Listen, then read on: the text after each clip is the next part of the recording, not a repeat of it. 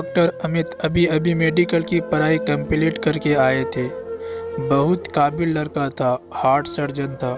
उसे एक बड़े अस्पताल में जॉब मिल गई। सबके साथ मिलना जुलना हुआ।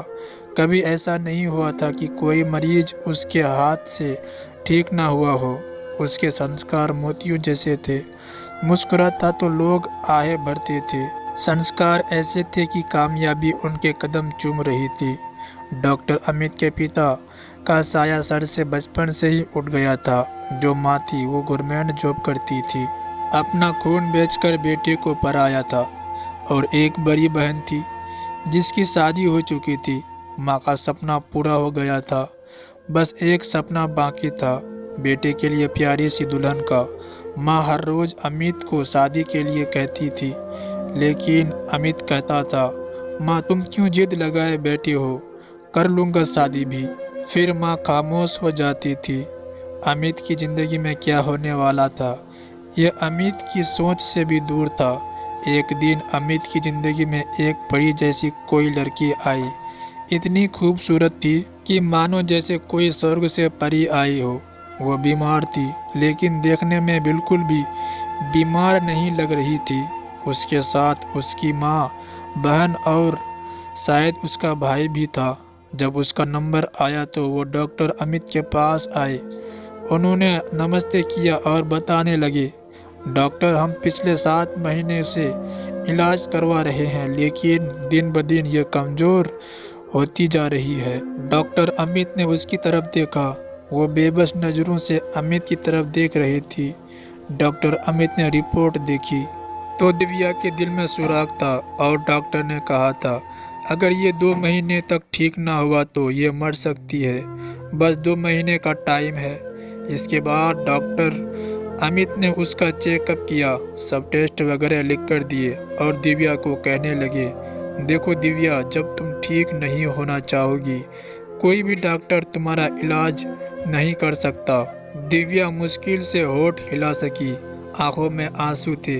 बस इतना कहा कि डॉक्टर मैं मर जाऊंगी ना। डॉक्टर अमित ने कहा, आप मेरे पास आई है, यकीन रखिए मैं तुम्हें ठीक करने की पूरी कोशिश करूंगा। बस अमित सब कुछ भूल गया। उसे दिव्या का चेहरा याद था, उस हसीन परी का चेहरा जो 20 साल की उम्र में मौत से लड़ रही थी। अमित ने दिव्या का इलाज करना शुरू कर दिया।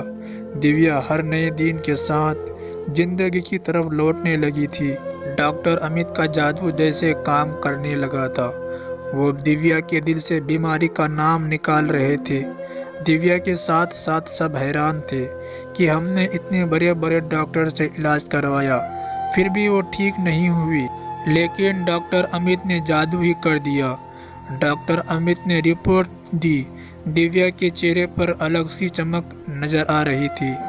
अमित को दिव्या से मोहब्बत होने लगी थी और दिव्या को भी। समय के साथ साथ दिव्या बिल्कुल ठीक होने लगी। एक दिन दिव्या अमित के पास बैठी थी, अकेली थी।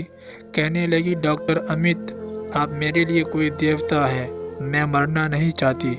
डॉक्टर अमित, मुझे जीना है और आपने मुझे ज़िंदगी दी है, मैं आपका ये एहसान कैसे उतारूंगी।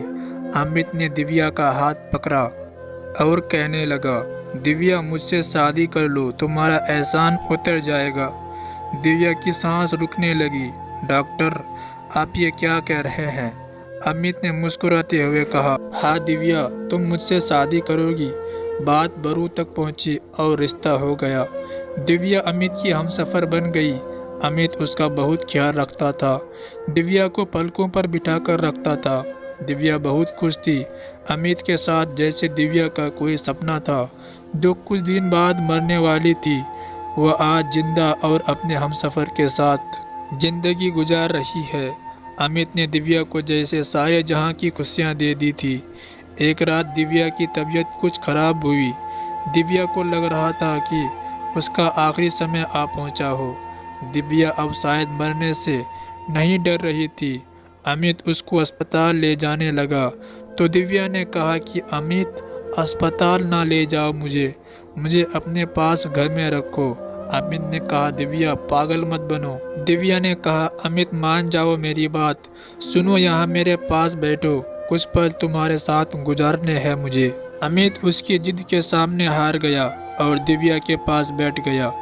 दिव्या ने अपना सर अमित की गोद में रख लिया और कहने लगी, अमित, तुमने जो मुझ पर एहसान किया है वो मैं कभी नहीं भूल सकती। बस ऊपर वाले से प्रार्थना है कि वो ईश्वर आपको भी हमेशा खुश रखे। तुमने झूठ क्यों बोला कि मैं ठीक हो जाऊंगी?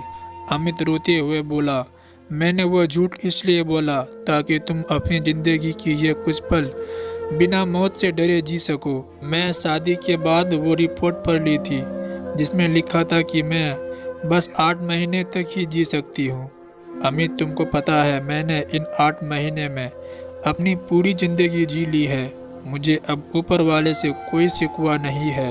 जो तुमने मुझे दुनिया भर की खुशियाँ दी है, पता नहीं क्यों तरस खाकर या मोहब्बत से मुझे तुम्हारा साथ अच्छा लगता है।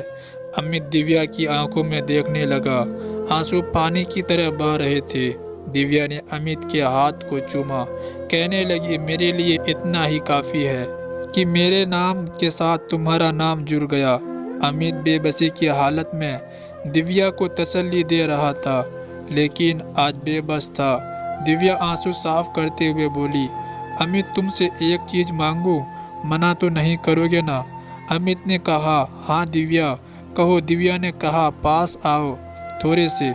दिव्या माथे को चूमते हुए बोली, अमित, जब मेरे मरने के बाद दूसरी शादी करोगे तो बीते हुए कल को याद करके कभी मत रोना। उसके सामने मेरी सब तस्वीर उतार देना। मेरी कोई याद सामने ना रखना। तुम किसी और की बाहों में होंगे ना तो मुझे बहुत तकलीफ होगी। मुझे तुम्हारे साथ और जीना था।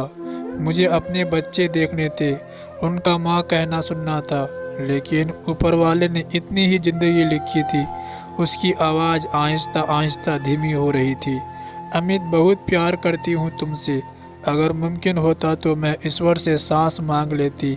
अमित, जब शादी कर लेंगे तो तुम्हारे बच्चे होंगे ना, तो अपने बच्चे को भी मेरे बारे में बताना। मेरे ना सही तुम्हारे बच्चे तो होंगे ना। मुझे अपने बच्चे देखने थे। अमित, मुझे जीना था, लेकिन अमित उसका आखिरी शब्द था, आखिरी पुकार थी। बेबस निगाह थी, खामोश होती आवाज़ थी, बेजान होता जिस्म था। दोनों के सब सपने मिट्टी में मिल गए थे। बिछड़ने में कुछ सांसें बाकी थी। दुनिया धुंधली होती नजर आ रही थी। हाथों से हाथ छूट रहा था। आंसू बंद हो रहे थे। अमित की आगोश में आखिरी हिचकी ले रही थी और हाथ से हाथ जुदा हो गए। बहुत सारे सपने लिए दिव्या अमित से बिछड़ गई। भगवान ना करे कि ये ज़िंदगी कभी किसी को दगा दे। अमित बहुत मोहब्बत करता था, लेकिन बेबस था। ईश्वर के लिखे को कहाँ कोई बदल सकता है। आज भी अमित बहुत समय दिव्या की यादों में गुजारता है। शादी तो कर ली, लेकिन फिर भी वो दिव्या की कमी महसूस करता है। वो आज भी उतना ही रोता है। वो हमसफ़र था। वो मरना नहीं चाहती थी, लेकिन किस्मत से हार गई थी। दोस्तों, बेशक ऊपर वाले ने जिसको जितनी ज़िंदगी दी है वो इतनी ही ज़िंदगी इस दुनिया में गुजार कर जाएगा, लेकिन अगर दिव्या जैसी लड़की कोई भी बीमार है और उसे कोई अमित जैसा हमसफ़र मिल जाए तो वो थोड़ी ही समय में पूरी ज़िंदगी जी लेती है। तो दोस्तों, आपकी क्या राय है इस गाने के बारे में? कमेंट करके हमें ज़रूर बताएं।